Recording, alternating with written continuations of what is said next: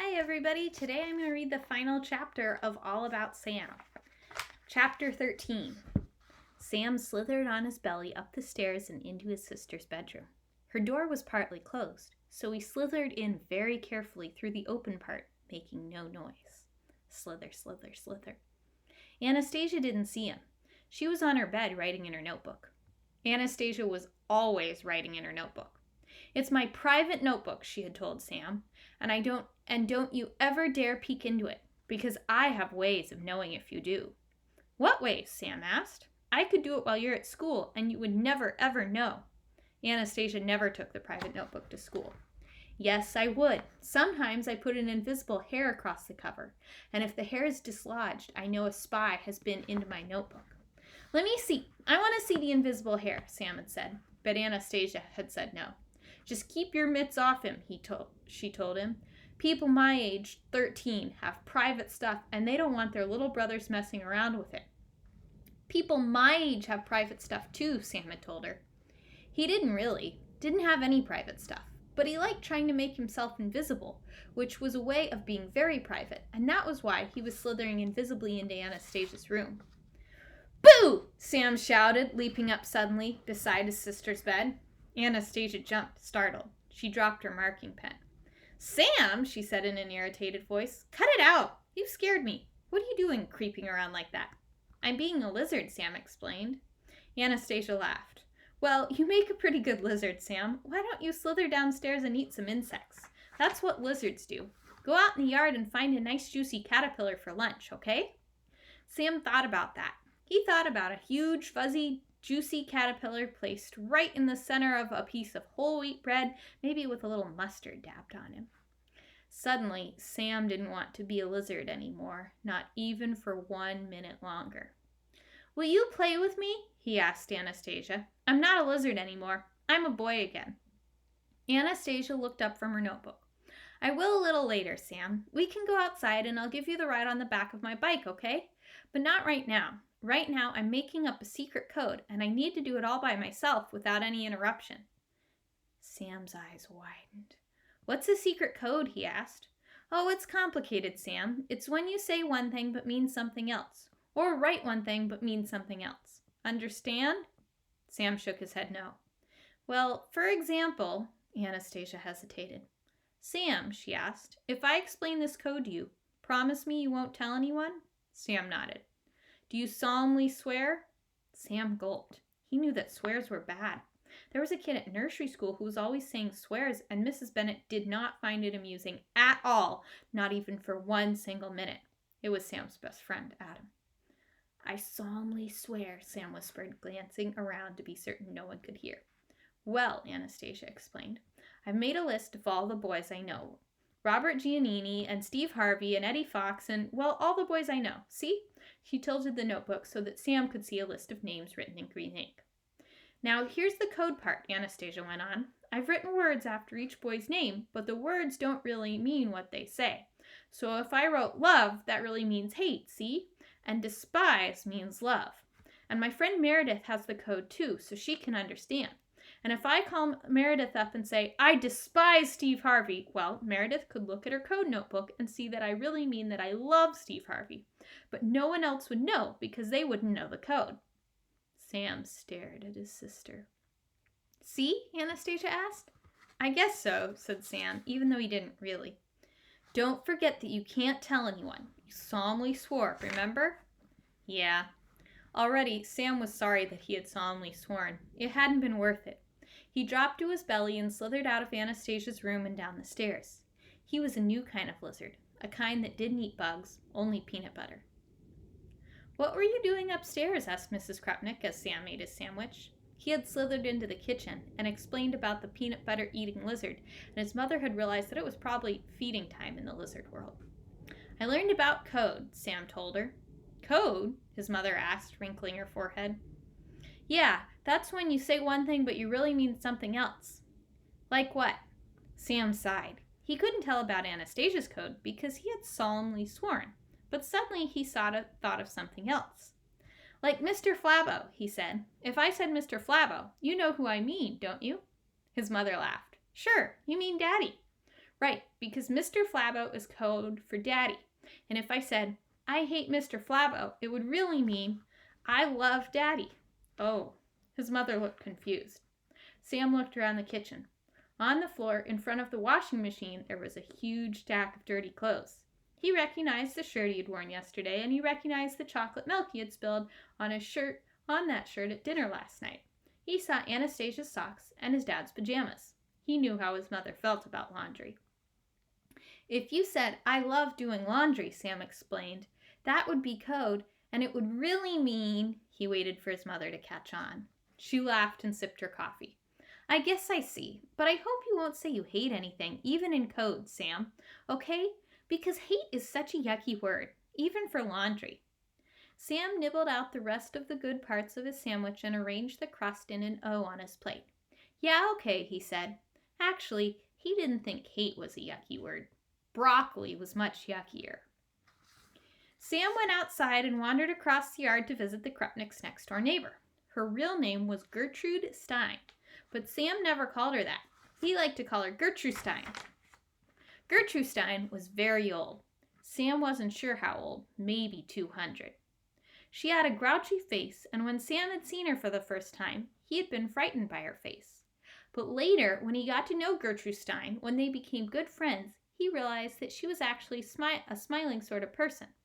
But her skin had drooped, so it hung down in a grouchy look, and sometimes it was hard to see the smile underneath. Gertrude Stein was on her back porch hanging a dish towel on the clothesline there. She always moved very slowly. Her arms and legs ached all the time, she explained to Sam, and that was why she moved so slowly. Hi, Sam, Gertrude Stein said when Sam came up the steps. What a nice surprise. She lived all alone. She had no husband, no children, no grandchildren, and no dog or cat, so she was always glad to see Sam. If I didn't have you to talk to, she had once told Sam, I would probably forget how to talk.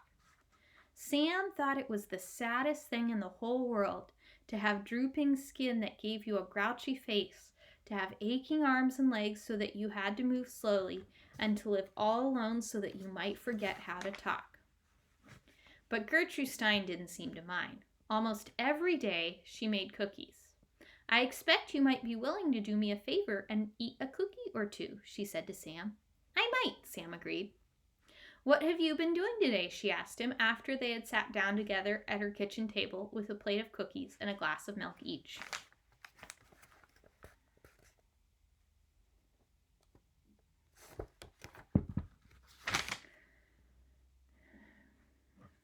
Sam sighed. Anastasia won't play with me because she's busy writing a code, he said. And my mom is doing the laundry, so she can't play with me right now, and she didn't understand about codes anyway. Do you know about codes? He asked, looking up at Gertrude Stein. If I said, I don't want another cookie, it would mean I do want another cookie because it would be a code. Gertrude Stein passed the cookies to Sam, and he took another. I know a code, she said. Do you really? Sam asked. Or are you talking in a code? Because if you're talking in code and you say, I know a code, then it would really mean I don't know a code. Gertrude Stein chuckled. No, actually, I do know a real code. Not a made-up one like Anastasia's. I know the Morse code. I learned it during the war. I wonder if I can still remember it. She closed her eyes, thinking. Sam sneaked his hand over to the plate while her eyes were closed. Dit-da, Gertrude Stein said aloud. Sam stared at her. Da, dit, dit, dit, she said with her eyes still closed. Da, dit, da, dit. Quietly, Sam pulled his sneaking hand back away from the cookie plate. He slid off his chair. He decided that he would escape through the back door, run home faster than a speeding bullet, and tell his mother that something was seriously wrong with Gertrude Stein.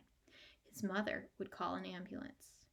But as he was tiptoeing across the kitchen toward the door, Gertrude Stein opened her eyes. I remember it, every bit of the Morse code. Let me find a flashlight, and I'll show you. That night, after Sam was bathed and in his pajamas and had brushed his teeth and had had his bedtime story and had kissed everyone goodnight and had been tucked in and his light was turned out, he decided that he didn't even need his nightlight for the very first time. Are you sure? His mother asked. You've always had your Mickey Mouse nightlight. Tonight I don't want it, Sam said firmly. His mother leaned down to where Mickey lived in the electrical outlet on Sam's bedroom wall. She clicked Mickey off.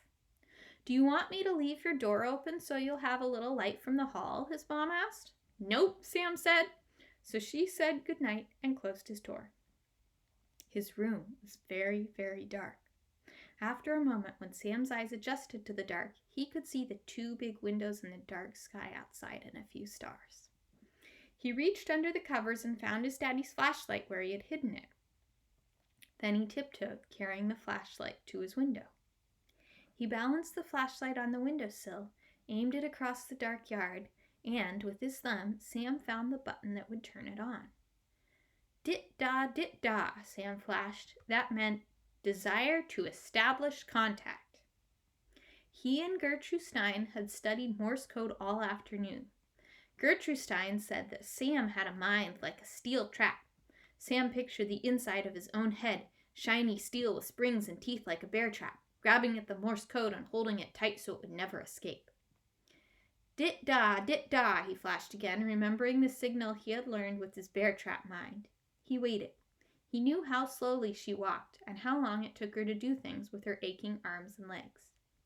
After a minute, across the yard from the upstairs window of the next house, he saw her answer. Da, she flashed. Contact established. Sam grinned into the dark. Dit, he flashed. Hi. It was very easy to do hi in Morse code. Probably even someone who didn't have a bear trap mind could do it. Hi, Gertrude Stein flashed back. Sam and Gertrude Stein had decided that they would flash hi to each other every night for the rest of their lives. She had taught him other messages too.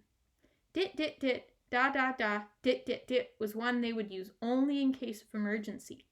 If Sam happened to see scary monsters, for example, he could flash dit, da, dit to Gertrude Stein, and she would save him. She would save him the very next instant, she promised. If Gertrude Stein fell and broke her aching leg in 14 pieces, she needed only to flash dit, da, dit to Sam. He would rescue her in no more than 32 seconds, he had promised. Sam watched through the dark, but there were no more flashes, only the hi. No emergencies, no accidents, no monsters. Gertrude Stein was safe. So was Sam. Content, he crept back through the dark room and climbed into his bed again. Carefully, he aimed the flashlight at his ceiling and tapped out one more message with his thumb. A private message only for himself. Dit, da, he said to the ceiling. That meant Sam. Dit, da, he flashed to the closet where occasionally there might be monsters. Sam. Any monsters would understand what that meant and that they should go away. Dit, da, he flashed to the Mickey Mouse nightlight. Sam. Mickey would understand what that meant, that he wouldn't be needed anymore. Dit, da, he flashed to his trucks in their cardboard garage, to the little box of dirt where King of Worms had once lived, to his books, to his jeans in a heap on the chair, to his sneakers with their Velcro fasteners on the floor, and to a half-eaten egg salad sandwich that he had hidden behind the curtains just last week. Sam, he flashed. Sam.